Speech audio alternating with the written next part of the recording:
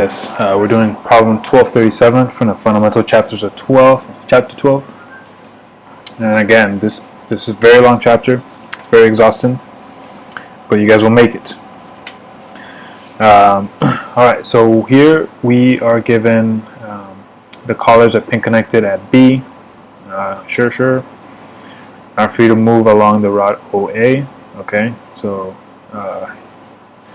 here we have OA. And the curved guide OC having the shape of a cardioid. That's an everyday word here in the United States. Just kidding. You only see these words in a dynamics textbook. Anyway, so those are two things, right? And here they're giving us the the equation for the position vector, or the position of the peg or the pin, right, as r equals 0.2 1 plus cos theta at theta equals, or I guess at theta, so at theta equals 30 degrees, which we know pi over 6. Right, remember, converting degrees to radians, we just do times pi over 180, right? And that's 1 over 6, so pi over 6. Try to do these all in radians, because when you plug it, and especially say you calculate it to radian mode as well, because you are going to be off by huge factors if you don't. The angular, so at theta equals 30 degrees, or pi over 6, the angular velocity of OA is theta dot 3 radians per second. Determine the magnitude of the velocity of the collars at this point. Well, that's good.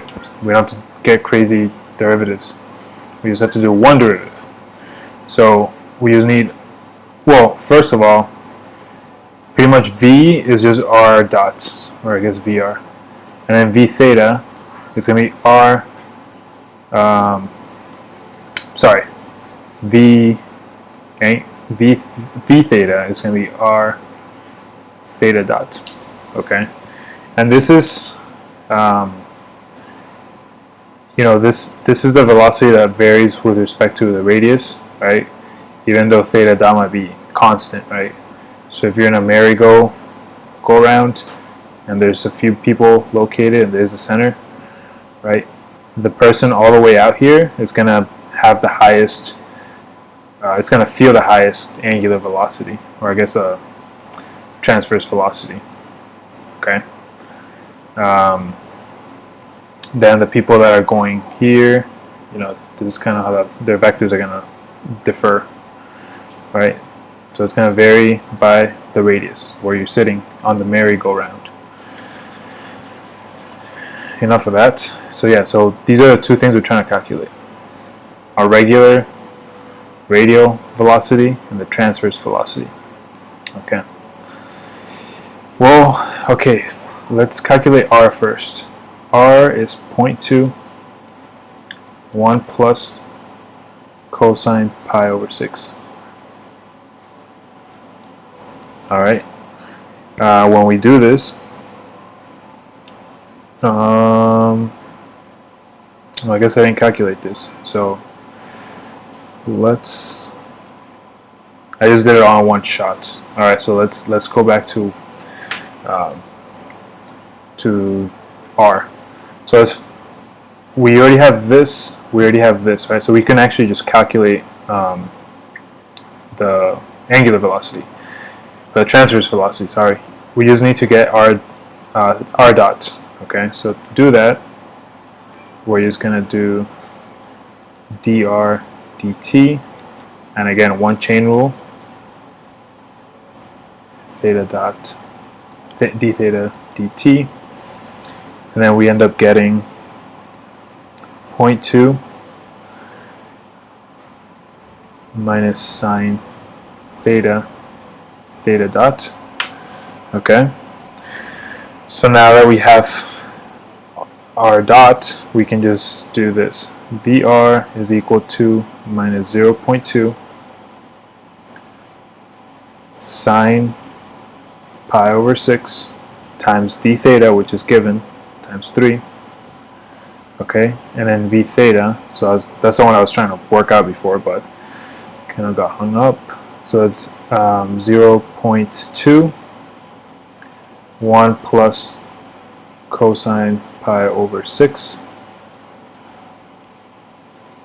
and then theta dot, which is, where are you, which is 3. Okay, and this will give us, or I guess this one gives us minus 0.3 meters per second, and the transverse component gives us 1.119 meters per second. Alright, notice how all we did was one time derivative here, one chain rule, and we got r dot, we got the velocity. And then this was just pretty much given to us already, so we didn't have to do anything other than plug and chug. Alright, and then v, the magnitude of the velocity, right? Or do we even need to calculate that? Determine the magnitude of the velocity of the collars. Yes, we do. So when we put this in here, we're going to get 0.3 squared. Alright, I don't care about the negative here because we're squaring it, so it's going to go away. 1.119 squared. And then our velocity, or speed, right, we're going to get 1.16-ish meters per second. And that's it. And notice how this is kind of like one of the ending problems too. We have one more. And it was pretty easy, right? I'm kind of focusing on the last 4. So I usually do the last 6, pretty much all the fundamental problems. But what I've noticed is if we can just do the last 4 of each section for that specific topic, you're going to be in good shape for tackling any problems through that book. All right. Hopefully you guys, maybe halfway through you were like, okay, I'm here, I can do the rest by myself. Perfect. It's good. Do that. If you feel confident enough that you can tackle the problem alone, then do that. All right. If you have questions, comments, concerns, just comment below and I'll get back to you. Thanks a lot, guys. Don't forget to subscribe, and I'll see you in the next video.